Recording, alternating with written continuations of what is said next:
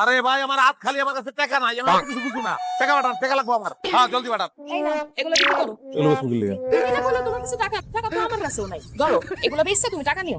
আমার এটাতে টাকা নাই, এটা মানুষে ফোন দিয়ে বলা লাগে, আমার বললেই তো হইতো। এখানে 5,000 টাকা শুনি কোন তার মানে আমার ছোট রিমিরে তুই ভালোবাসস। ভাই 3টা বছর ধরে তার লগে আমার প্রেম ভাই, বিশ্বাস করেন না আমি আর খুব ভালোবাসি। ভালোবাসস, ভালো কথা হয় না, আমার করার কি আছে? সে তো আমার বউ, এটা তো গাড়ি বাড়ি না যে বেচে দিলাম। হ্যাঁ এখানে আমি কি করতে পারি? কইলাম তো আমি আর খুব ভালোবাসি ভাই, দরকার পড়লে আপনার পায়ের ধারে বলতে বই আমি 3টা বছর কাটাই দেবো ভাই। আর ভাই আপনার তো অনেক আছে ভাই, একটা গেলে সমস্যা নেই। অনেক কি আছে আমার অনেক? বউ ভাই আমি এত সম্পর্কে সব জানি আইছি ভাই, আপনার তো 3টা বউ। আমার রিমিরে যদি ফিরে দিয়ে দেন আপনাকে ভালো হবে না ভাই, ভালোবাসি। এদিকে কেন বয়? রিমিরে তোর কাছে আমি ফেরত দিতে পারি, কিন্তু একটা শর্ত আছে। কি শর্ত ভাই? আমার আর 2টা বউ দেখছস না তুই? ভাই আমার আদুলে লাগবো না, আমার খালি রিমিরে ওই বেটা দেখছস নি এটা? দেখি। হ্যাঁ আমার ওই 2 বউয়ের বাড়ির ঠিকানা তোরে আমি দিমু। অগ প্রাক্তন প্রেমিকা ছিল, এক্স বয়ফ্রেন্ড, বুঝছস? আমি তো অগ বাড়ির ঠিকানা আমি তোরে দিতাছি, ওরাও আগে প্রেম করছিল।